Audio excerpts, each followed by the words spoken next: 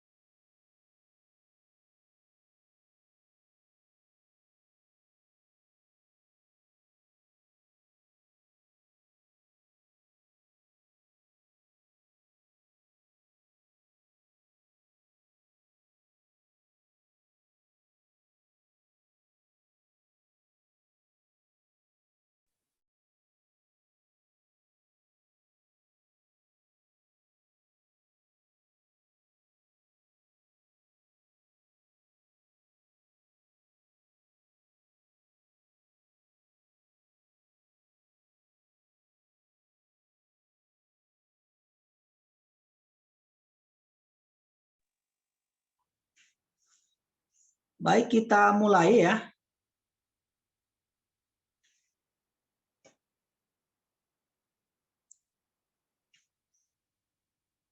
Angga, bisa kita mulai Angga?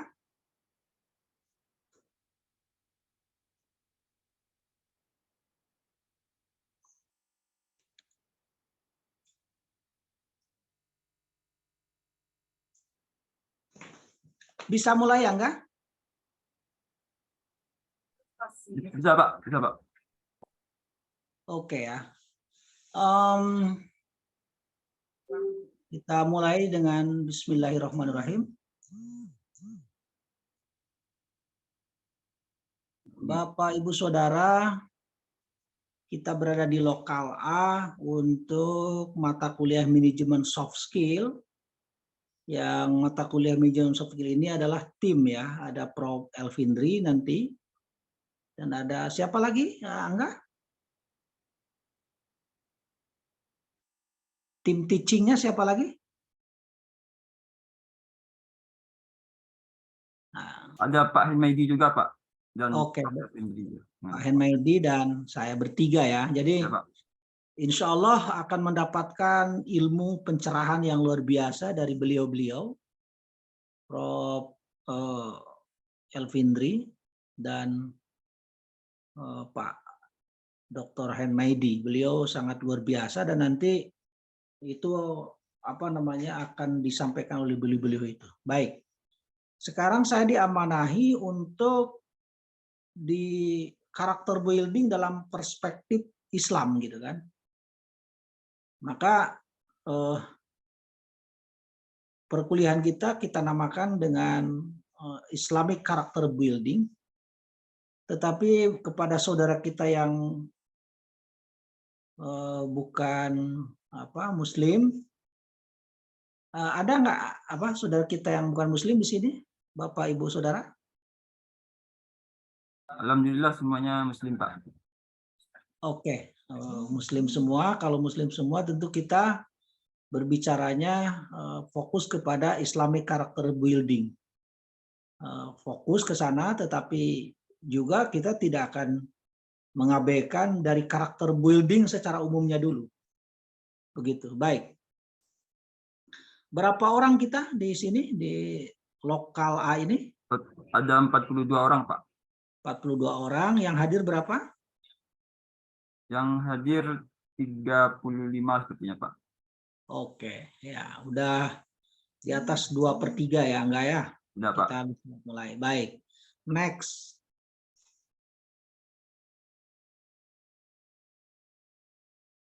Ya, jadi tentu kita memahami dulu tentang pengertian karakter building ya. Karakter building itu berasal dari bahasa Inggris, yaitu terdiri daripada dua kata, yaitu karakter dan building. Karakter itu dimaknai sebagai sifat, sebagai watak, sebagai karakter, sedangkan building mempunyai makna membangun atau mendirikan. Kata karakter juga berasal dari bahasa Yunani yang berarti to mark, yang mempunyai makna menandai dan menfokuskan pada bagaimana mengaplikasikan nilai dan kebaikan dalam bentuk tindakan dan tingkah laku. Nah, ini pengertian karakter building dari awal. Sesungguhnya karakter itu berasal dari bahasa Arab. Bahkan nanti ada, berasal dari bahasa Inggris. Nanti ada juga pada slide selanjutnya itu pengertian karakter building yang juga berasal dari bahasa Yunani. Cuman untuk dasar kita memahami karakter dalam bahasa Inggris yang memiliki arti sifat, watak, karakter. Sedangkan building adalah bermakna membangun, mendirikan. Jadi kalau dilihat dari pengertian karakter building berdasarkan definisi yang ada di sini adalah berarti membangun sifat, membangun watak, membangun karakter. Nah, itu maknanya. Tetapi tentunya sesuai dengan pemahaman karakter dalam bahasa Yunani yang dimaknai dengan to marks, ini tidak hanya berada pada teori saja, pada teori tentang mendirikan karakter, tetapi karakter building juga dimaknai bagaimana mampu mengaplikasikan nilai, mengimplementasikan nilai-nilai itu. Dan mengaplikasikan nilai dan kebaikan-kebaikan dalam bentuk tingkah laku, dalam bentuk keseharian kita. Dan itu disebut dengan karakter. Ya, jadi tidak hanya dalam level teori, tetapi pada aplikasi, pada pelaksanaan. Next, Angga. Nah, selanjutnya istilah karakter itu erat kaitannya dengan personality atau kepribadian seseorang. Jadi ketika kita mendengar orang itu berkarakter, berarti dia berkepribadian atau personality. Karakter itu, kalau ada orang membilang tentang karakter, itu bisa juga dimaknai tentang kepribadian seseorang, karakter seseorang atau personality seseorang, gitu kan. Jadi kita jangan aneh ketika orang bilang karakter dia atau kepribadian dia atau personality dia, ya itu juga gitu kan. Jadi tidak hanya istilah karakter yang bisa diwakili, tetapi juga bisa diwakili oleh kata-kata kepribadian atau personality seseorang. Nah, di mana seseorang bisa dikatakan orang itu berkarakter, mempunyai kepribadian jika tingkah lakunya itu sesuai dengan kaidah moral. Jadi dikatakan orang itu punya karakter, punya kepribadian ketika tingkah lakunya itu sesuai dengan kaidah-kaidah moral yang ada. Kaidah moral yang apa sebagai bangsa Indonesia? Tentu kaidah moral yang bersumber dari nilai-nilai Pancasila. Kaidah moral mana? Kaidah moral yang sesuai dengan nilai-nilai agama. Nah, gitu kan. Kaidah moral mana? Kaidah moral yang sesuai dengan adat istiadat setempat. Sebab tentang kaidah moral itu, kaidah moral itu tergantung dari di mana dia berada. Karena adat istiadat kebiasaan itu juga berbeda di setiap daerah. Lain lubuk, lain ikannya, lain padang, lain apa itu enggak? Lain belalang atau lain masakan. Nah, jadi masing-masing punya karakteristik sendiri, ya gitu. Jadi orang yang punya kepribadian, orang yang punya personality, orang yang punya karakter baik itu ketika dia sesuai dengan kaidah moral yang ada. Dia sebagai bangsa Indonesia yang berkarakter, kalau dia sesuai dengan kaidah moral Pancasila gitu kan. Dia disebut orang yang taat agama kalau dia sesuai dengan karakternya moral, kaidah moral agama. Nah, gitu. Nah, kemudian yang dimaksud dengan karakter building adalah membangun watak. Membangun watak, membangun karakter, membangun tabiat, membangun sifat, membangun akhlak, ya, membangun budi pekerti. Apa yang dibangunnya adalah tabiat, watak, karakter yang baik, sifat yang baik, akhlak yang baik. Maka dalam istilah agama ada namanya akhlakul karimah, ada akhlakul majmumah, gitu kan? Ada akhlak yang mulia atau akhlakul mahmudah, akhlak yang terpuji, dan ada akhlakul majmumah, akhlak yang tercela. Nah, yang dibangun pada karakter building akhlakul karimah, akhlakul mahmudah, ataupun akhlakul majmumah, gitu kan? Jadi yang dibangun di sini adalah akhlakul karimah, akhlak yang mulia. Yang dibangun di sini adalah akhlakul mahmudah, akhlak yang terpuji, gitu kan. Bukan malah akhlak yang tercela, perangai yang tercela. Gitu. Nah, karakter building yang dimaknai membangun watak, karakter, tabiat, sifat ataupun akhlak dan budi pekerti itu yang membedakan antara satu individu dengan individu yang lain dalam pergaulan keseharian di masyarakat. Jadi membedakan kepribadian satu individu dengan individu yang lainnya, karena tidak ada satupun kepribadian yang sama gitu. Orang kembar sekalipun itu pasti wataknya berbeda. Betapa agungnya Tuhan. Karakternya aja berbeda. Cuman tentu yang mesti sama adalah sesuai dengan kaidah moral. Ia berbeda, tetapi mesti mengikuti kaidah moral. Mesti memiliki kaidah-kaidah moral yang ada. Nah, gitu. Yang dikembangkan apa? Ya karakter mulianya itu, karakter yang baiknya itu, gitu. Gitu. Pemahamannya kan. Next. Nah, mana tadi Angga ini ya? Udah, lanjut. Nah, ini. Nah, secara etimologi kata karakter seperti yang sudah disampaikan tadi ya, adalah berasal dari bahasa Inggris karakter. Kalau dari bahasa Yunaninya itu karasien. Yang berarti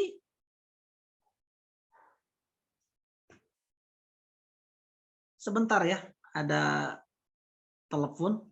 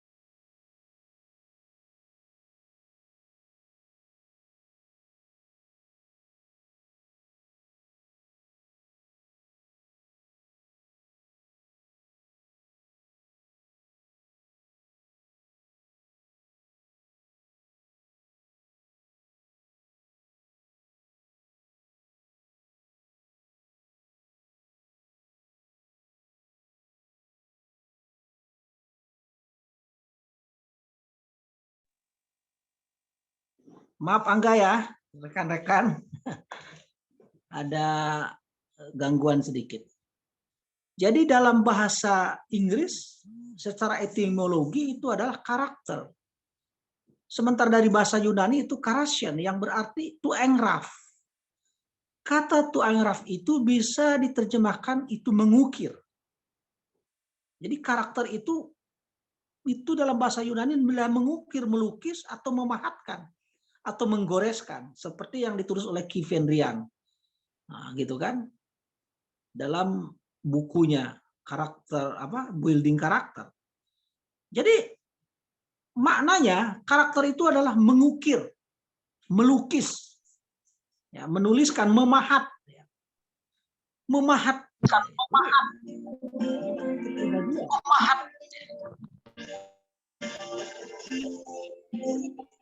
Halo.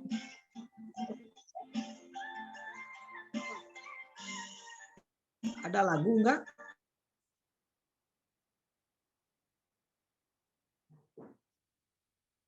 Halo, bisa? Masih bisa enggak? Ya, Pak. Sudah, Pak. Ada lagu barusan? Aman kan?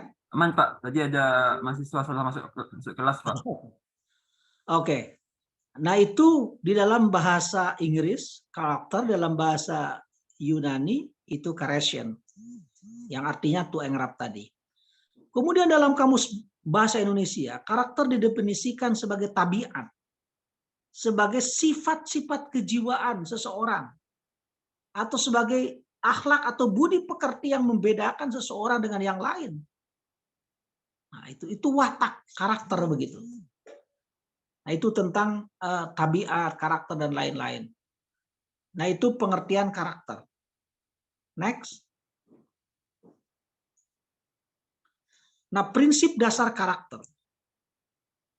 Ini menurut Thomas Lickona yang mengumpulkan bahwa karakter itu adalah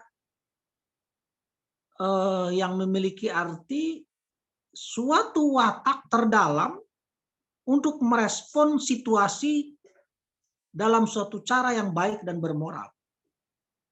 Jadi menurut Thomas Lickona, prinsip dasar pendidikan atau karakter itu adalah bagaimana seorang individu mampu merespon situasi dengan cara yang positif. Misalnya kita mendapatkan musibah misalnya kan. Kalau kita mampu merespon positif ya, merespon positif atas musibah itu dengan cara kita sabar, kita tabah, dan kita masih terus berusaha untuk keluar dari kondisi sulit itu. Itu dengan merespon situasi yang menimpa individu itu. Tetapi ketika individu itu meresponnya negatif, yaitu dengan marah-marah, dengan kesal, Tuhan tidak adil, Tuhan pilih kasih, begitu kan. Nah, itu namanya respon negatif atas situasi yang menimpanya. Berarti orang seperti itu menurut Thomas Lickona, dia tidak berkarakter. Dia tidak berkepribadian. Tetapi orang yang berkarakter, yang berkepribadian, yang punya personality, itu adalah orang yang mampu merespon dengan cara positif apapun yang menimpa dirinya. Gitu. Itu prinsip dasar yang pertama menurut Thomas Lickona. Selanjutnya, Thomas Lickona pun menyebutkan bahwa karakter itu tersusun ke dalam 3 bagian yang saling terkait. Jadi karakter itu tersusun dalam 3 bagian yang satu sama lain saling terkait. Yang pertama adalah moral knowing. Yang kedua adalah moral feeling. Dan yang ketiga adalah moral behavior.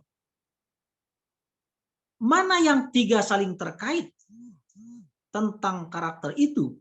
Yaitu tentang pengetahuan moral, tentang perasaan bermoral, dan tentang perilaku bermoral. Ini menurut Thomas Lickona. Jadi ketika kita berbicara tentang karakter, maka karakter tersusun dalam 3 hal, yaitu tentang moral knowing, pengetahuan tentang moral. Yaitu seseorang individu harus memahami pengetahuan-pengetahuan moral. Mana yang disebut dengan moral yang baik, mana yang disebut dengan moral yang tidak baik. Itu yang disebut dengan moral knowing. Setelah seseorang itu tahu mana yang baik, mana yang buruk, pengetahuan tentang kebaikan, tentang keburukan, tentang perilaku apa yang mesti dilakukan, maka selanjutnya tersusun, terkait satu sama lain. Setelah moral knowing, ada moral feeling, perasaan bermoral. Raso pariso. Ada rasa di situ. Kalau tadi pengetahuan, sekarang adalah tentang rasa. Moral feeling.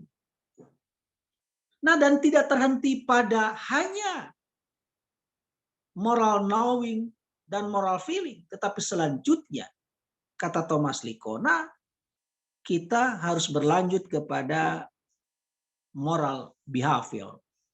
Yaitu perilaku bermoral.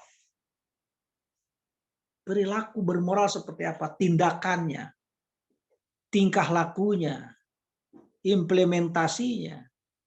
Ini menurut Thomas Lickona. Prinsip dasar menurut Thomas Lickona ada 2 tentang prinsip dasar karakter. Yang pertama adalah mampu merespon cara positif tentang apa yang menimpa diri individu itu.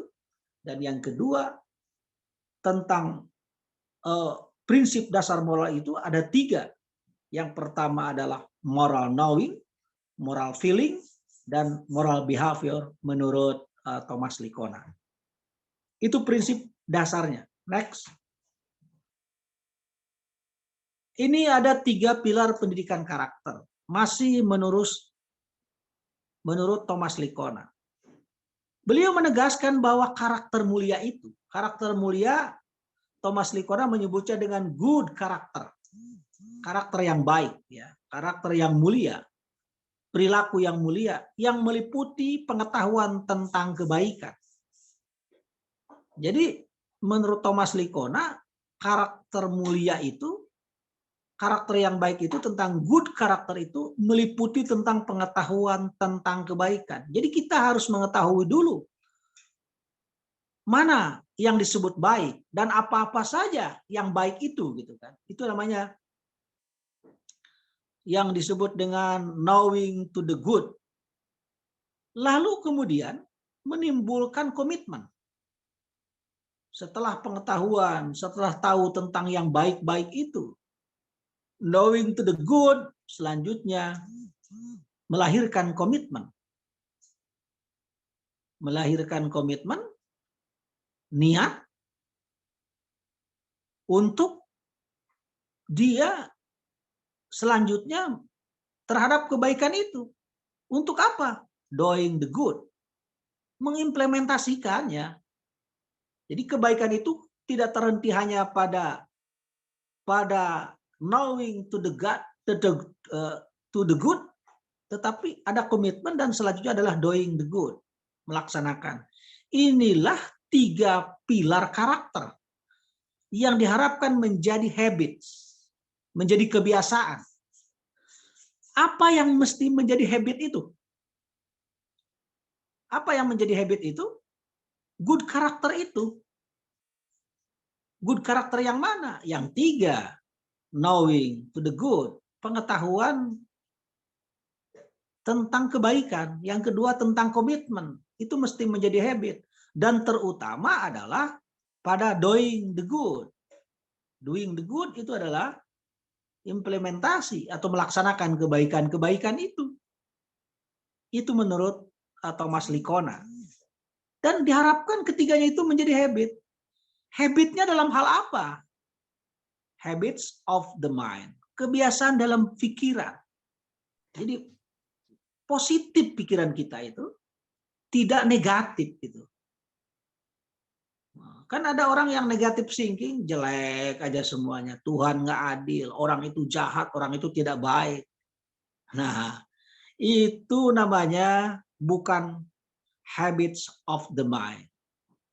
Bukan kebiasaan yang baik dalam pikiran. Jadi harus habitnya itu dalam pikiran harus serba baik, harus positive thinking. Harus husnuzon, serba berprasangka baik. Yang kedua, habits of the heart, kebiasaan dalam hati. Hati yang bersih, hati yang tidak ada sangka buruk, hati yang betul-betul bersih dari anasir-anasir sesuatu yang tidak boleh ada di hati kita. Hasad, dengki, iri gitu. Berniat menyakiti orang, berniat menghancurkan orang, berniat menghabisi orang, berniat menghinakan orang, menzalimi orang. Nggak boleh begitu. Nah, habits of the heart, ya. Habits of the heart itu, kebiasaan dalam hati itu tentang apa? Ya, tentang good karakter. Tentang karakter yang mulia itu.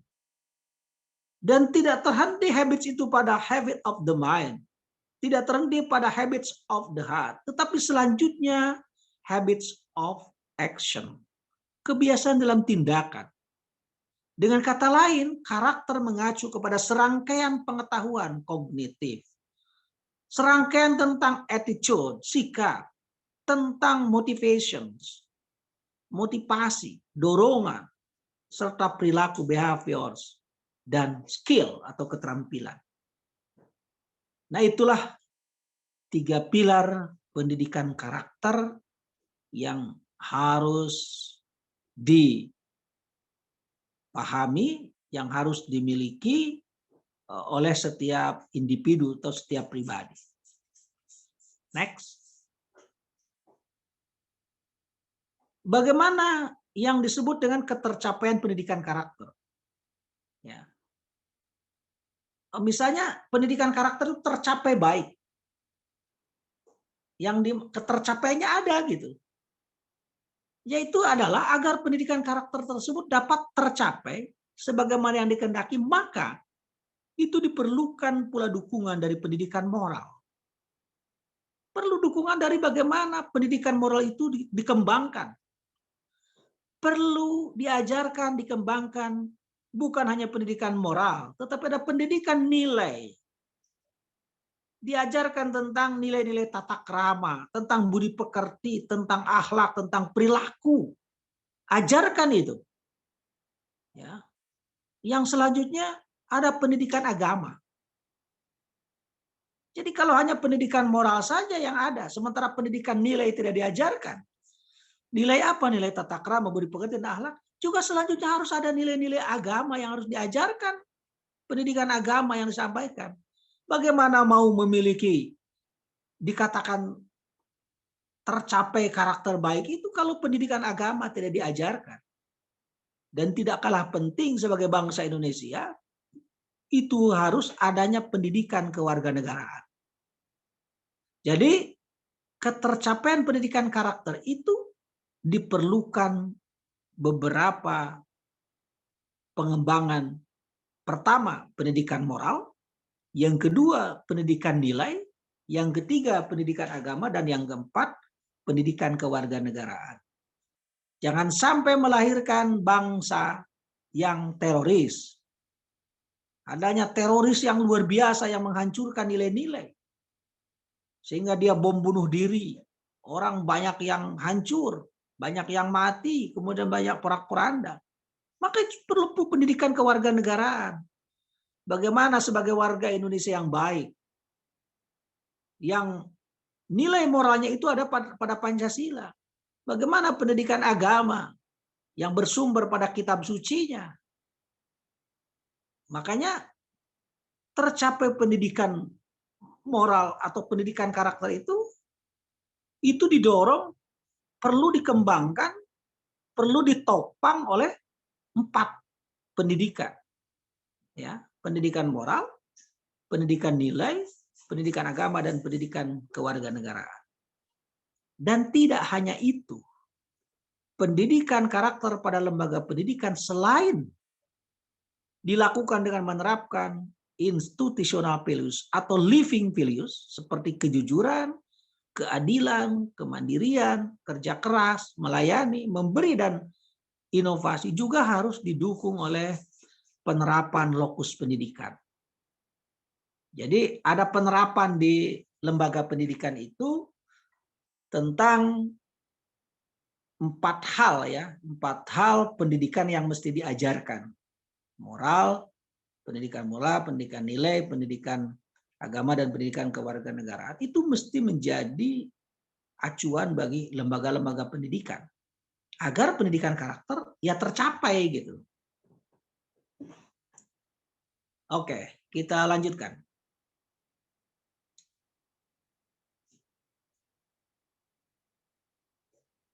Next. Nah, dari semua bahasan dari pengertian-pengertian tadi gitu kan, maka tentu kita mengerucut kepada Islamic character building, yaitu karakter building dalam perspektif Islam. Seperti apa?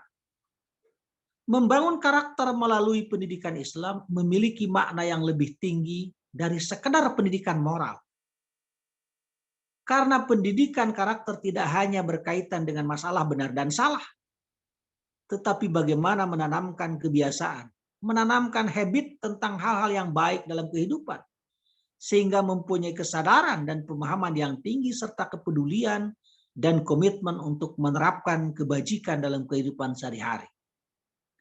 Jadi ketika kita berbicara tentang membangun karakter melalui pendidikan Islam, itu maknanya akan lebih tinggi dari sekedar pendidikan moral yang ada. Ya, jadi ini perlu ada habit kebiasaan. Tentu kalau kita berbicara tentang moral yang bersumber dari agama, tentu sumbernya adalah kitab suci. Sebagai bangsa Indonesia yang mengakui agama Islam, agama Protestan, Katolik, Hindu, Buddha, Konghucu, bahkan aliran kepercayaan, tentu mengacu kepada nilai-nilai itu. Ya. Misalnya orang yang beragama Buddha mengacu kepada kitab yang mereka yakin, demikian pula untuk agama-agama lain. Tetapi ketika kita berbicara tentang Islamic character building, sumber ajaran dari agama itu tentu Al-Quran dan Sunnah. Kata Nabi, taraktu fikum amroini lang tadillu ma'ing tamaksaktum. Lang tadillu abada. Jadi telah kami tinggalkan dua pusaka yang apabila kita intamasaktum, ya, apabila kita berpegang teguh pada dua pusaka itu, lang tadillu abada, maka tidak pernah akan sesat selama-lamanya. Ini berbicara tentang Islamic character building ya. Sumbernya adalah dua pusaka itu. Kalau berpegang teguh kepada dua pusaka itu, ma'ing tamassaktum bihima lang tadillu abada. Maka tidak pernah akan sesat dan dia akan selamat. Apa itu? Kitab Allah. Yaitu kitab Allah, Al-Quran dan sunnah Rasul ataupun hadis. Nah itu landasan dari pendidikan moral dalam perspektif Islam. Jadi kalau kita ngaku-ngaku berpendidikan moral tetapi tidak pernah mempelajari kitab Al-Quran, kitab suci, tidak pernah mempelajari ilmu-ilmu hadis, mencari pengetahuan tentang itu, tentu sulit sekali kita akan ketercapaian dari pendidikan moral agama kita. Jadi juga sulit sekali akan ketercapaian moral sebagai bangsa Indonesia ketika kita tidak belajar tentang kewarganegaraan, kan? Kita tidak paham tentang filosofis Pancasila. Kita tidak paham tentang bagaimana ditinjau dari segi sosiologis dan lain-lain. Orang yang berkarakter Negara Kesatuan Republik Indonesia, ya acuannya apa? Tentu Pancasila. Disitulah yang perlunya ada pendidikan kewarganegaraan. Nah itu yang dimaksud dengan Islamic character building. Persepsinya adalah bagaimana orang itu bisa dikatakan berkarakter kalau dia mengacu kepada sumber hukum, sumber dasar yang harus dipelajari. Karena tidak hanya tentang tingkah laku, tetapi tentang pengetahuan lagi kan, tentang rasa tadi, dan tentang apa yang mesti dilakukan, mesti dikerjakan. Next, Angga. Tujuannya ya dari pendidikan karakter adalah dari karakter building dalam tujuan pendidikan Islam adalah tercapainya beberapa kompetensi dan beberapa kemampuan yang tertanam dalam diri anak. Di antaranya adalah tercapainya kecakapan jasmaniah. Bagaimana karakter building, ketercapaian pada diri anak kalau itu anak-anak adalah dia memiliki kecakapan jasmaniah. Maksudnya keterampilan yang bersifat jasmani. Kan punya jasmani kita kan Tuhan yang beri. Jadi punya kecakapan jasmani untuk memelihara jasmaninya agar sehat dan kuat. Juga pengetahuan membaca, menulis, pengetahuan ilmu-ilmu kemasyarakatan, kesusilaan, keagamaan, kedewasaan jasmani dan rohani dan lain-lain yang mengarah kepada pembentukan karakter dan kepribadian yang sesuai dengan nilai-nilai agama Islam. Yang tadi yang saya katakan itu sumbernya adalah Al-Quran dan hadis. Lanjut. Nah, ini ada 3 pilar pembentuk pendidikan karakter. Pendidikan karakter bisa dibentuk pada individu, pada seseorang itu adalah itu di sekolah. Jadi karakter Angga hari ini, ya, seperti apa Angga hari ini, itu dibentuk oleh pendidikan yang ada di sekolah dulu. Bahkan sekolah dengan makna yang luas, pendidikan karakter yang dibentuk di perguruan tinggi, gitu kan? Ini kan pendidikan formal maksudnya kan? Nah, jadi kepribadian kita hari ini itu dibentuk oleh pendidikan moral, pendidikan karakter yang ada di sekolah, di perguruan tinggi. Makanya produk satu sekolah dengan produk sekolah yang lain itu berbeda. Tergantung dari bagaimana sekolah itu, perguruan tinggi itu membentuk karakternya. Maka sangat luar biasa ITB Bukit Tinggi, dia khusus ada mata kuliah manajemen soft skill. Yang ini tidak kalah pentingnya dengan mata kuliah yang lain. Bagaimana menjadi seorang aparatur, menjadi seorang pejabat, menjadi seorang individu, seorang pribadi, seorang personality yang baik. Ketika tidak diajarkan pada dirinya, pada orang itu, tentang pengetahuan-pengetahuan karakter. Moral knowing tadi kan. Di mana ya? Di sekolah, di perguruan tinggi gitu. Yang kedua di rumah. Di rumah itu orang tua yang menjadi role model, yang menjadi uswah, yang menjadi teladannya orang tua. Maka kalau orang tuanya memerintahkan anaknya berpuasa sementara dia makan-makan aja, itu tidak akan ada pengaruh apa-apa gitu kepada anak. Justru anak akan ngomong begini, bapak aja nggak puasa. Angga suruh adeknya, punya adek Angga? Pak, enggak Pak, anak bungsu Pak. Anak bungsu. Anak bungsu. Angga disuruh oleh kakaknya, oleh abangnya. Angga puasalah. Abangnya kakaknya nggak puasa. Apa kata Angga kira-kira? Nah, kan Bang, ini. berpuasalah Bang. Iya itu dia. Jadi keteladanan, ada role model. Kalau di sekolah ya guru. Di perguruan tinggi ya dosen gitu. Jangan guru kencing berdiri, murid kencing maraton jadinya nanti kan. Nah, jadi dosen itu harus jadi role model. Harus menjadi teladan gitu bagi mahasiswanya. Di rumah siapa yang menjadi role model, yang menjadi teladan? Ya orang tua gitu kan. Dan yang ketiga, masyarakat. Yang menjadi role model di masyarakat siapa coba? Menjadi teladan, menjadi panutan. Tokoh masyarakat, Pak. Ya Tokoh masyarakat Pak. Tokoh masyarakat yang menjadi tokoh masyarakat itu harus memberikan teladan yang baik. Nah, karena apabila tokohnya sendiri tidak memberikan keteladanan, panutan, ini karakter tidak akan terbentuk dengan baik.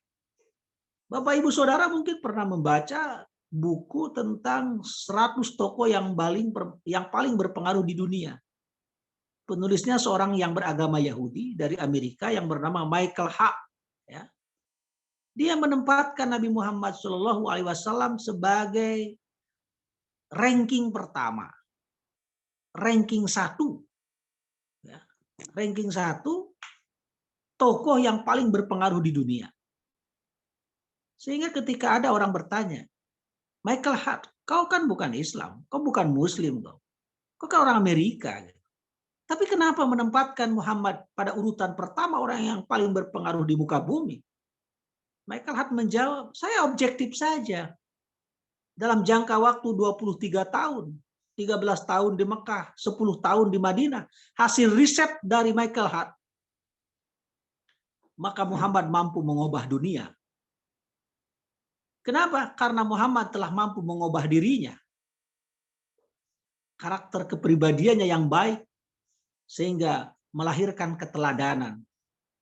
Dalam diri Nabi Muhammad itu ada role model yang bisa diteladani. Yang dalam Quran surat Al-Ahzab ayat 21, Allah Subhanahu wa taala berfirman, A'udzubillahi minasyaitonirrajim, laqad kana lakum fi Rasulillahi uswatun hasanah. Sungguh pada diri Rasul, pada diri Muhammad itu ada teladan yang baik. Ada contoh dan suri teladan yang baik.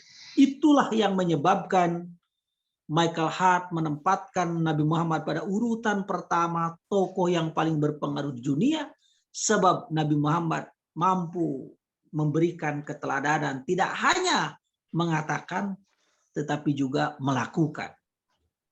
Sehingga Al-Quran, Allah Subhanahu wa taala berfirman dalam Al-Quran, kabura maqtan indallah an taqulu ma la taf'alun. sungguh besar murka Allah kepada orang yang hanya pandai mengatakan tetapi tidak pandai melakukan. Ini tentang role model, ini tentang keteladanan. Juga orang-orang Arab juga mengatakan dalam syairnya, dalam pendapatnya, lisanul hal afsahul min lisanil maqal. Perbuatan itu lebih dahsyat pengaruhnya daripada perkataan. Jadi kalau orang mengatakan, ya, mengatakan justru itu akan memberikan keteladanan yang baik. Keteladanan yang baik akan pengaruhnya begitu besar daripada sekedar perkataan. Maka untuk itu keteladanan sesuatu yang betul-betul mesti dilaksanakan dan mesti dilakukan. Itulah yang menempatkan Nabi Muhammad pada urutan yang pertama.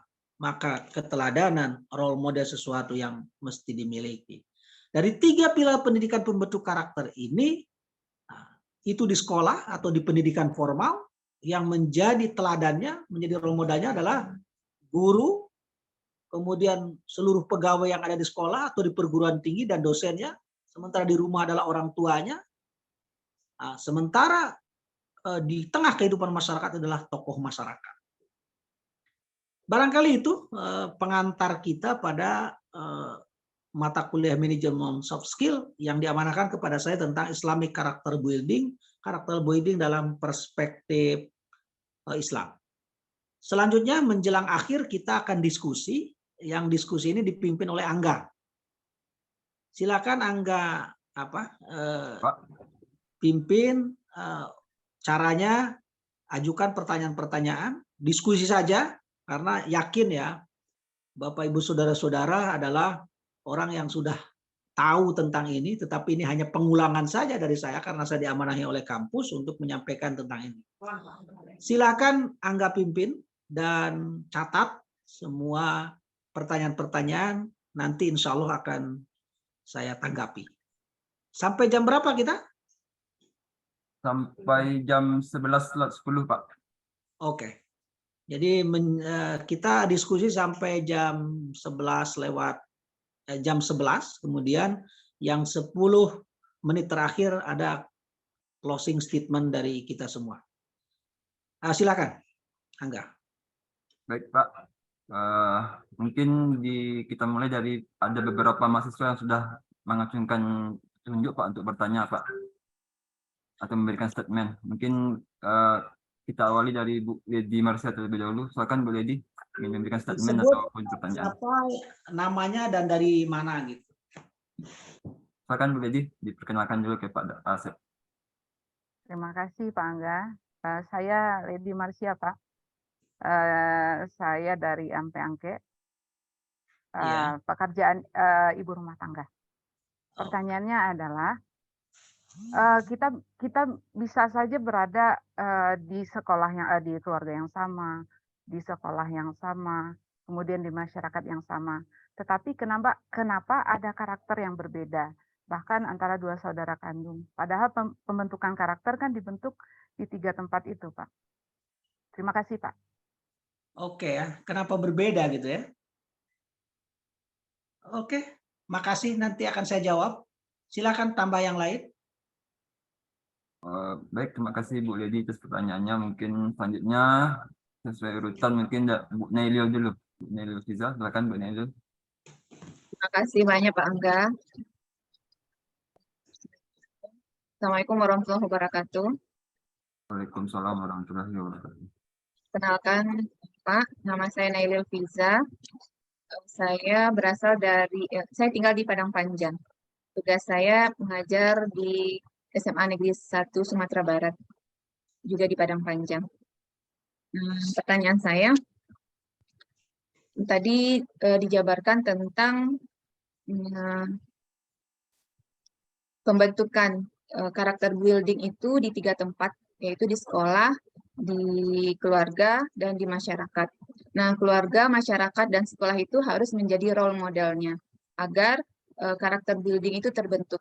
Nah, misalnya di sekolah, masyarakat, dan rumah tangga itu tidak terbentuk role modelnya. Bagaimana solusinya untuk pembentukan karakter itu, Pak? Kemudian yang kedua, boleh 2 pertanyaan, Pak? 10 boleh, tergantung Angga aja. Oh, boleh. Boleh, Pak Angga? 2 aja lah minimal, Bu ya. 2 aja ya. Kita kasih Oke, kesempatan nanti. baiklah. Jadi ada 3 pilar pendidikan tadi, mulai dari pengetahuan, kemudian ada perasaan, kemudian kita bersikap. Gitu. Nah, mulai dari pengetahuan, mereka sudah mendapatkan ilmu-ilmu itu, moral di dalam pendidikan di sekolah, secara teori, kemudian dalam keluarga juga sudah diarahkan oleh orang tuanya. Kemudian dia berpikir untuk ilmu-ilmu yang sudah diberikan itu. Nah, ada sebagian orang yang masih mempunyai pikiran-pikiran negatif. Ketika dia sudah tahu pengetahuan-pengetahuan yang baik itu, tapi dalam dirinya masih banyak pikiran-pikiran negatif seperti tetapi dalam berbuat dia bisa berbuat baik. Dia menolong orang lain, menghargai, saling membantu dan bekerja sama. Nah, namun ada sebagian orang yang misalnya ketika dia terganggu kepentingannya, terganggu kenyamanannya, dia bisa berbuat tidak baik kepada orang lain. Nah, itu juga ada karakter negatif yang di pikirannya sehingga dia mampu berbuat tidak baik terhadap orang tersebut. Artinya, ketika kondisinya aman-aman saja, dia mampu berbuat baik kepada orang lain. Tetapi ketika kondisinya tidak aman, dia bisa berbuat tidak baik kepada orang lain. Nah, seperti itu. Seperti apa pendidikan karakter yang terbentuk dalam diri orang tersebut. Nah, seperti itu, Pak. Terima kasih banyak. Assalamualaikum warahmatullahi wabarakatuh. Waalaikumsalam. Waalaikumsalam warahmatullahi wabarakatuh. Gimana Pak Asep? Apakah Bapak jawab dulu atau menampung pertanyaan dari masih teman-teman, Pak? Satu lagi. Oke. Mungkin sesuai instruksi Pak Asep, mungkin satu lagi Pak Ibu, mungkin sesuai urutan Ibu Sofika. Boleh Bu Sofika dipersilakan. Terima kasih kesempatannya Pak Angga. Izin Pak, untuk pertanyaan pertama tentang masalah karakter. Biasanya di masyarakat itu terkenal dengan istilah seperti ini. Oh iya, dia attitude-nya bla bla bla. Oh susah, karena itu adalah karakter. Sudah karakter. Sepertinya susah untuk dirubah. Biasanya di masyarakat seperti itu. Nah, bagaimana Bapak menyikapi statement umum yang ada di masyarakat? Yang kedua, di dalam untuk masalah pendidikan nih Pak, di sekolah. Maaf, bukan untuk menjudge guru ya, tapi dari beberapa sekolah yang saya amati dan saya juga kebetulan berasal dari sekolah. Untuk masalah karakter, sekolah yang sudah ada label sekolah karakter, ternyata untuk guru-gurunya pun banyak yang tidak berkarakter gitu kan. Terus ada sebuah kasus seperti ini. Anak di sebuah sekolah karakter bermasalah. Gitu. Tetapi akhirnya putusan terakhir adalah anak itu dikeluarkan. Karena alasannya anak ini tidak bisa dididik lagi. Dan padahal kan kalau namanya sekolah karakter, harusnya sekolah yang membentuk anak itu bisa merubah karakternya, tetapi bukannya dikeluarkan dari sekolah. Kalau seandainya dikeluarkan, tentu mau kemana lagi nih anak ya? Karena sekolah karakter sendiri sudah nyerah kan itu. Nah, apa solusi yang bisa diberikan untuk kasus seperti ini? Terima kasih. Baik, terima kasih. Yang pertama tadi dari Ibu siapa tadi? Ibu Lady, Pak. Lady Marcia. Ibu Lady, bukan Lady Dai. Bukan Adik, Pak, ini yang lokalnya Adiknya, Pak. Yang lokalnya ya. Baik, itu doa ya. Tapi doanya bukan doa yang buruk ya, doa yang baik. Baik. Pendidikannya sama, ya kan? Dibentuknya di tempat yang sama, di sekolah yang sama, rumah tangga yang sama, kan begitu? Masyarakat yang sama. Kok beda karakternya? Kan itu, Bu? Iya Pak, benar. Oke. Jawabnya adalah bahwa individu benar yang mempengaruhi itu adalah sekolah, setiap individu. Benar yang mempengaruhi itu adalah rumah tangga. Benar yang mempengaruhi itu adalah masyarakat, kan gitu. Tetapi kenapa pendidikannya sama sekolah di situ, rumah tangganya di situ juga? Nah, kenapa masyarakatnya di situ juga, di mana dia tumbuh dan besar, kok karakternya berbeda? Saya kira ini sesuatu yang memang hal yang mesti kita amati. Tetapi hal itu berdasarkan melihat sejarah masa lalu ya. Bapak, Ibu tahu, Ibu Lady, siapa Abu Thalib itu? Tahu, Pak. Tahu Pak. Minang curang Pamannya Pak. Rasulullah. Paman Nabi kan?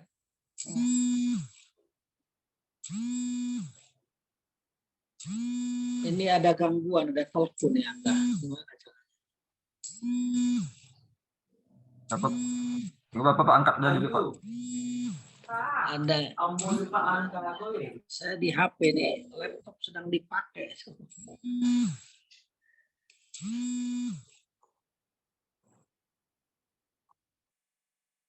Kalau sudah ada telepon masuk, jadi kecil suaranya enggak? Gimana caranya enggak? Ada jelas Sorry, Pak. Bapak. Ya, Ada jelas Pak. Masih jelas Pak suara Bapak. tapi sayanya kecil gitu. Nggak apa-apa ya? Nggak apa-apa, Pak. Kita Bapak, Pak. mendengarkan. Kami bisa mendengar Pak. Oke, ya baik. Jelas kok. Baik ya. Jadi Abu Thalib itu paman Nabi. Nabi itu kan lahir dari rahim ibu Siti Aminah yang ayahnya sudah meninggal saat 6 bulan dalam kandungan. Ibunya Siti Aminah meninggal saat Nabi usianya 6 tahun. Kemudian siapa yang ngasuh? Kakeknya Abu Thalib kan, Abdul Muthalib kakeknya. Abdul Muthalib meninggal saat Nabi berusia 12 tahun. Dari usia 12 tahun sampai Nabi usianya 50 sekian tahun, 50-an tahun. Ya, saat akan Isra Mi'raj Nabi Muhammad ya, saat itu. Maka pamannya Abu Thalib itu mengasuh Nabi itu dari umur 12 tahun sampai umur 50 tahun. Kira-kira berapa tahun itu? Ada nggak 30 tahunan? 38 tahun, Pak. Iya, 30 tahunan mendampingi Nabi. Bahkan yang membela Nabi, membela dakwah Nabi. Ya, semuanya membela Nabi. Tetapi ada kesedihan yang amat sangat luar biasa dari Nabi. Ketika Nabi berdoa, ya Allah ampunilah segala dosa-dosa pamanku yang meninggal. Kan pamannya Abu Thalib itu meninggal beriringan dengan istrinya Siti Khadijah meninggal kan. Maka tahun itu kan disebut dengan Amul Husni, tahun duka cita, tahun kesedihan bagi Nabi. Karena dua orang yang dicintai, yang disayanginya itu, yang menjaga dakwah Nabi itu meninggal. Sesungguhnya yang paling disedihkan oleh Nabi adalah doa Nabi ditolak oleh Tuhan. Apa doanya? Ampunilah dosa-dosa pamanku ya Allah. Bukan dikabulkan doa itu, malah turun ayat innaka la tahdi man ahbabta walakinnallaha yahdi man yasha. Sesungguhnya engkau Muhammad tidak akan mampu memberikan petunjuk kepada siapapun yang engkau cintai, engkau sayangi. Sekalipun engkau cinta, engkau sayang kepada pamanmu itu, Abu Thalib. Ya kan? Walakinnallaha yahdi man yasha. Tetapi Allah akan memberikan petunjuk kepada siapa yang dikehendakinya. Abu Thalib, Bapak Ibu, meninggal dalam keadaan tidak mengucapkan 2 kalimat syahadat. Tidak mengucapkan 2 kalimat syahadat. Padahal bersama Nabi loh. Ya kan? Bersama Nabi. Dia hidup bersama-sama dengan Abu Bakar, pamannya ini. Dia hidup bersama-sama dengan Umar bin Khattab. Dia hidup bersama-sama dengan Utsman bin Affan, dengan hidup bersama Ali bin Abi Thalib, Abdurrahman bin Auf, Sa'ad bin Abi Waqqas, Zaid bin Sabit, dan lain-lain.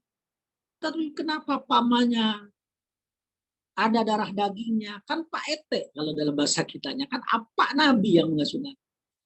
Kenapa tidak mengucapkan 2 kalimat syahadat? Inilah yang hidayah. Sama hidup di zaman itu, yang mendidiknya Nabi, yang menjadi teladannya Nabi. Tetapi ini menyangkut tentang hidayah. Ya Bu ya. Jadi tentang hidayah, tentang perbedaan karakter itu adalah tentang hidayah. Ya kan? Walaupun rumah tangganya sama, di situ masyarakatnya sama, kemudian sekolahnya sama, tetapi itu menyangkut tentang itu. Solusinya adalah tentu kita selain berusaha untuk membentuk karakter yang baik siapapun, adalah bagaimana kita banyak berdoa. Doa apa yang kita panjatkan, tapi dengan sepenuh jiwa. Di surat Al-Fatihah ada ihdinas siratal mustaqim. Tunjukilah kami jalan yang lurus. Paling tidak 17 kali loh membaca itu sehari semalam. Diulang lagi. Kenapa kita ihdinas siratal mustaqim berdoa? Tunjukilah kami jalan yang lurus. Siratal ladzina an'amta 'alaihim ghairil maghdubi 'alaihim waladdallin. Yaitu jalannya orang-orang yang telah Engkau beri nikmat atas mereka. Nikmat itu apa? Nikmat agama, nikmat hidayah. Mereka itu siapa? Para nabi dan para sahabat. Jadi, hidayah itu adalah nikmat terbesar. Berkarakter baik itu adalah nikmat terbesar. Gitu ya. Jadi, pendidikan tetap dilanjutkan di sekolah, di rumah, di masyarakat. Tentang bagaimana hasil, itu bukan urusan kita. Yang kita adalah berusaha bagaimana kita mendidik, mengajar orang, dan memberikan teladan kepada siapapun. Tentang hasil, Nabi sendiri tidak bisa intervensi. Karena memang tentang petunjuk hidayah itu sangat mahal sekali. Maka kita bersyukur sudah bisa menerima kebenaran-kebenaran itu. Saya kira itu, Bu. Jadi biasa aja itu. Paman Nabi aja seperti itu. Nah, gitu, biasa aja itu. Cuman tentu kita tidak boleh berhenti untuk membentuk karakter yang baik. Itu Bu Ledia. Yang kedua, Angga siapa? Yang kedua pertanyaan dari Bu Nailil Fiza, Pak.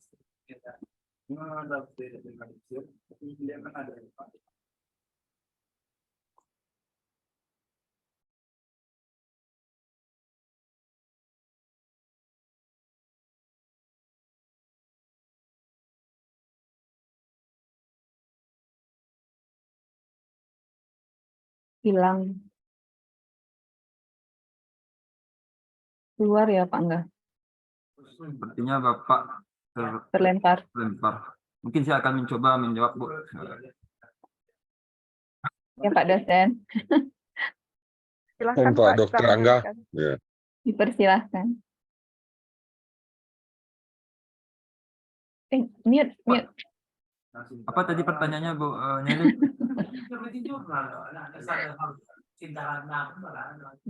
Saya lupa pula tadi.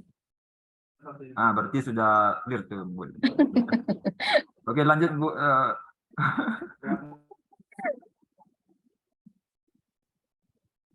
Pertanyaannya, bagaimana, yang pertama tadi kalau tidak ada role model itu di sekolah, di rumah, di masyarakat, seperti apa pembentukan karakter yang bisa dilakukan di sana?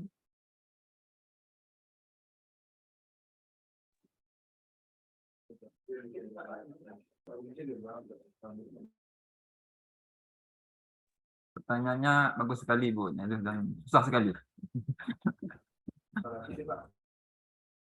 Bantulah Pak Angga. Mungkin kita minta pendapat dari Pak Fadrizal, mungkin Pak. Mohon maaf Pak. Ayo Pak Ketua. Mas, pada saya masuk Ketua. Kena tendang saya tadi. Kena tendang oleh Zoom ya. Baik. Apa yang kedua tadi, Angga? Terkait role model, Pak. Ya, Bu Nailil ya. Bagaimana, Pak Nailil? Kalau di rumah, di sekolah, dan di masyarakat itu kita tidak temukan role model di sana. Nah, seperti apa bentuk pembentukan karakter yang bisa kita lakukan di situ, gitu Pak? Itu yang pertama.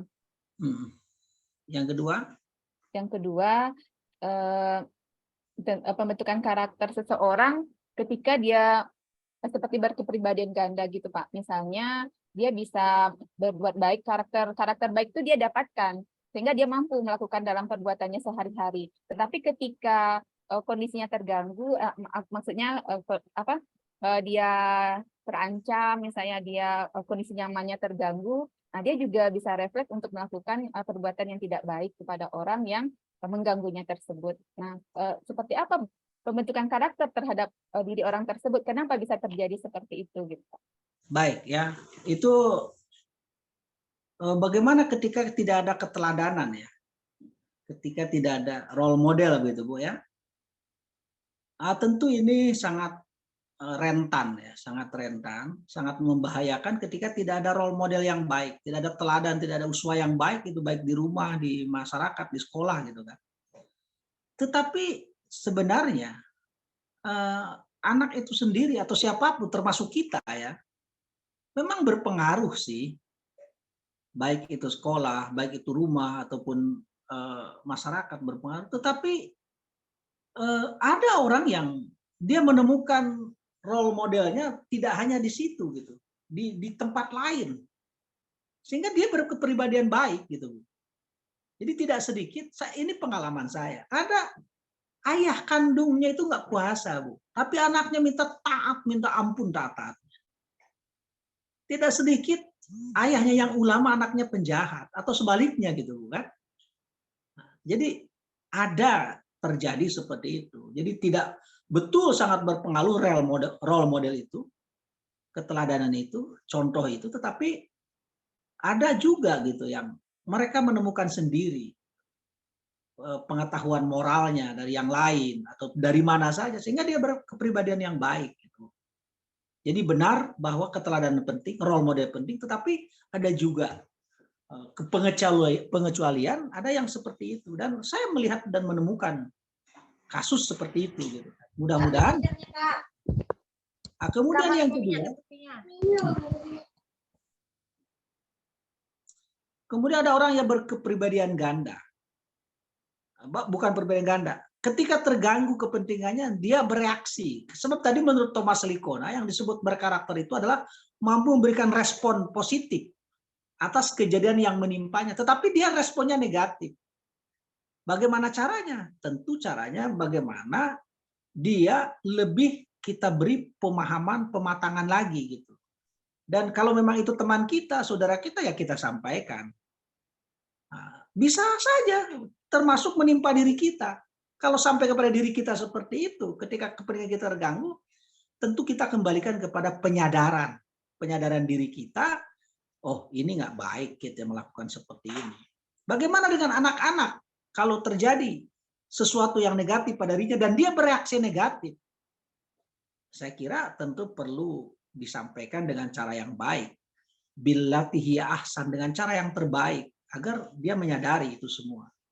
Dan manusiawi ketika kita bereaksi, ketika kepentingan kita terganggu.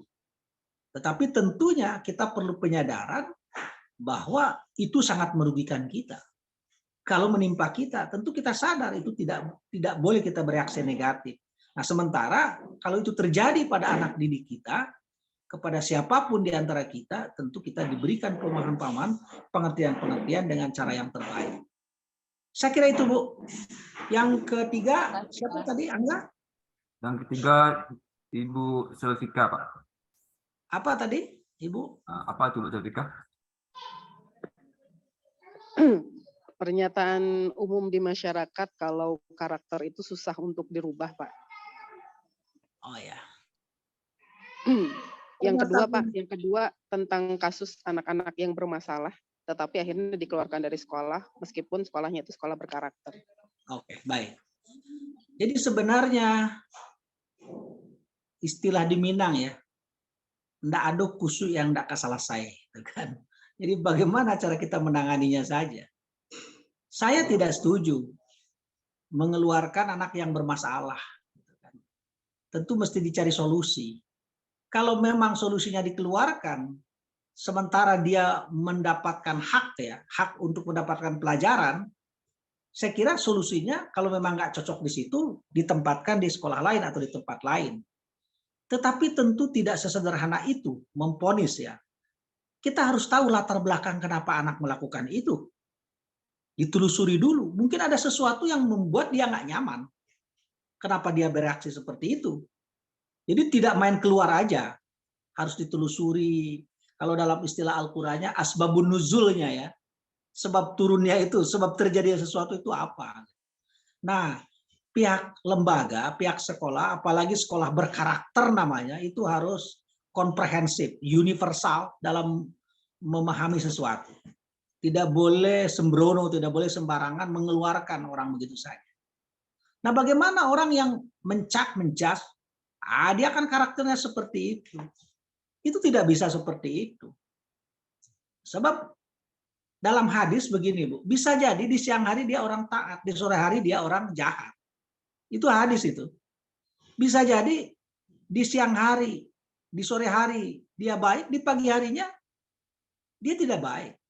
Jadi perubahan itu selalu ada. Tetapi perubahan itu akan timbul ketika ada respon-respon itu akan timbul ketika ada hal yang melatar belakanginya gitu. Jadi untuk itu tentu menjudge seseorang untuk dia nggak baik itu nggak bisa. Disinilah perlunya pendewasaan kita untuk memahami karakter orang itu. Tidak bisa serta-merta kita mengkarakter, bisa jadi mungkin pola pendekatannya yang tidak tepat sehingga kita hanya mencap aja dia jahat. Belum tentu loh. Kalau dengan pendekatan lain mungkin bisa jadi dia berubah. Karena manusia itu kan relatif, selalu ada perubahan-perubahan. Itu menurut saya. Jadi mencap seperti itu tentu itu adalah pendapat umum saja di pihak kita yang di akademis, kita yang di dunia pendidikan, tentu bagaimana kita memahami itu tidak melakukan pencapan seperti itu. Itu aja Bu ya. Saya kira karena waktu ini udah habis enggak? 1 menit lagi. Saya yakin dengan waktu yang amat singkat ini tidak puas. Ibu ini masih akan melakukan sesuatu. Ibu Sevilla ya, Bu siapa? Bu Selvika. Bu Selvika sepertinya akan ada sesuatu lagi, cuman waktunya habis, enggak? Gimana caranya nih? Mungkin Pak Ketua, dikit lagi tahan Ketua. dulu Bu Rika untuk pertemuan berikutnya dengan Pak Asep mungkin. Tambah Masih 10 menit lagi nggak boleh ya? Masih ada kuliah dengan saya lagi? Enggak? Masih Pak, mungkin setelah Lebaran Pak. Oh, setelah Lebaran. Soalnya kan nanti ada Pak Henmaidi, ada Prof. Elvindri ya. Oke. Ada lagi? Masih banyak yang penasaran enggak? Tapi waktu habis enggak ya? Iya Pak, udah habis Pak. Tapi dengan Bapak masih ada 6 sesi lagi Pak dengan ujian Pak.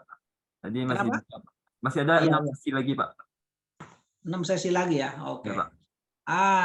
Sekarang saya minta closing statement tentang perkuliahan kita hari ini.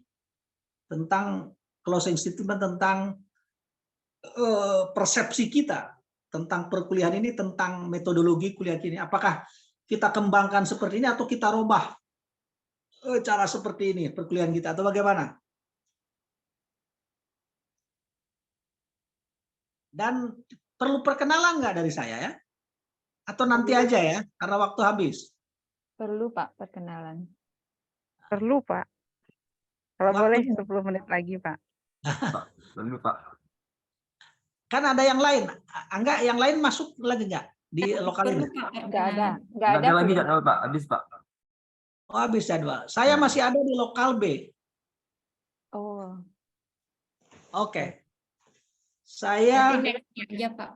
Perkenalan singkat. Saya bujang, belum punya anak ya. Yang punya anak istri saya. Iya Pak. Istri saya yang punya anak, ada 3 orang. Udah punya cucu 1 ya, udah tua. Tapi Bapak masih muda, udah punya cucu. Ibu Pak. Kenapa? Tapi anak istri Bapak. Jadi anak pertama saya sekarang dosen di UIN Pekanbaru. baru lulus jadi dosen di sana, kemudian punya anak 1, berarti punya cucu 1 ya, perempuan, dan menantu saya orang Halaban.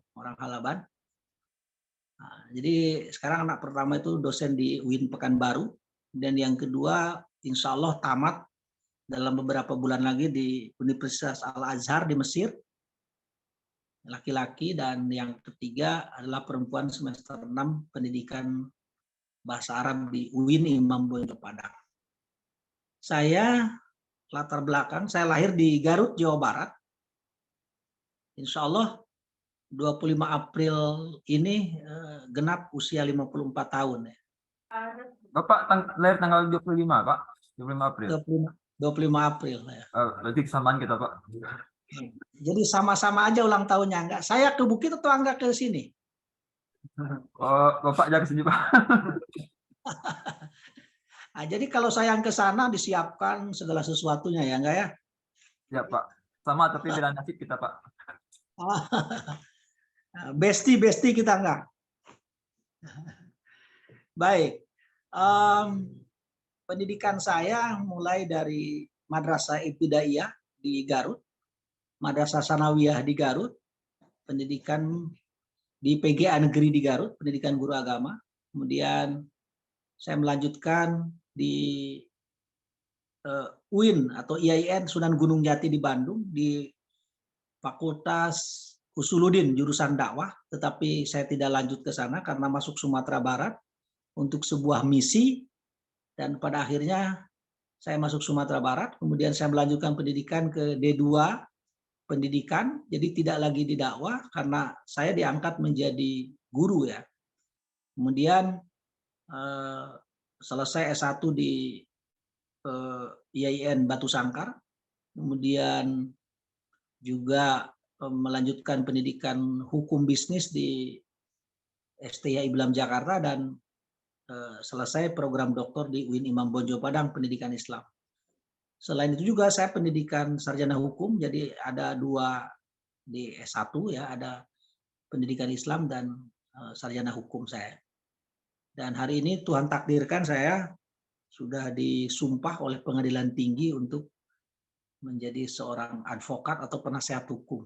Jadi kalau dalam undang-undang advokat kan tidak boleh iklan, tetapi menyampaikan boleh-boleh saja. Kalau ada kasus hukum apapun, boleh-boleh saja kita konsultasi, khusus untuk para mahasiswa ini semua, itu gratis semuanya, enggak ya? Ya, Pak. Tapi Angga bayar kue ulang tahun nanti ya. Saling bertukar kita, Pak. Baik, jadi kemudian saya berlatar belakang dari guru, kemudian pernah menjadi kepala sekolah, kemudian pernah menjadi pengawas sekolah, menjadi kasubag di Kesra, kepala bidang, kepala kantor, kemudian kepala bagian, terakhir saya kepala bagian Kesra di Pemda Buki, di Pemda Solok. Sekarang konsentrasi di perguruan tinggi, salah satunya sudah lama saya bergabung dengan Angga. Ini Angga ini bos saya di sini kan, di ITBH sini. Enggak, Pak. Segala sesuatu saya minta tolong ke Angga ya. Nah, itu. Nah, kemudian dosen tetap saya di Sekolah Tinggi Ilmu Hukum Putri Maharaja Payakumbuh. Tinggal di Kandang Lamu, Sari Lama. Nah, jadi bagi yang di ini kebanyakan dari Bukit Tinggi enggak ya? Dari mana? Dari Bukit Tinggi dan Agam, Pak. Tapi dari Payakumbuh juga ada beberapa, Pak. Kalau Payakumbuh di lokal C ya, yang banyak. Ya, Pak, yang kelas C, Pak. Lokal C ya, baik. Nah, itu barangkali yang bisa disampaikan, dan insya Allah pada selanjutnya ada perkuliahan lagi. Berapa sesi lagi enggak kita? Masih sisa 6 sesi lagi, Pak. Karena hari ini masuk ke sesi, Pak. Tapi 6 sesi lagi. Jadi berarti 7 sesi saya. Iya, Pak. Oke, baik. Ini informasi valid karena Angga orang dapur ya. Baik itu, dan slide yang dikasihkan itu untuk kita sambung pada selanjutnya. Itu masih ada 1 slide, tetapi ada beberapa sesi di sana. Oke, barangkali itu. Dan terakhir, saya mohon closing statement bagaimana dengan perkuliahan kita hari ini, dan apa metodologi kita kuliah seperti ini bagaimana. Silakan Angga ya. Atau yang lain?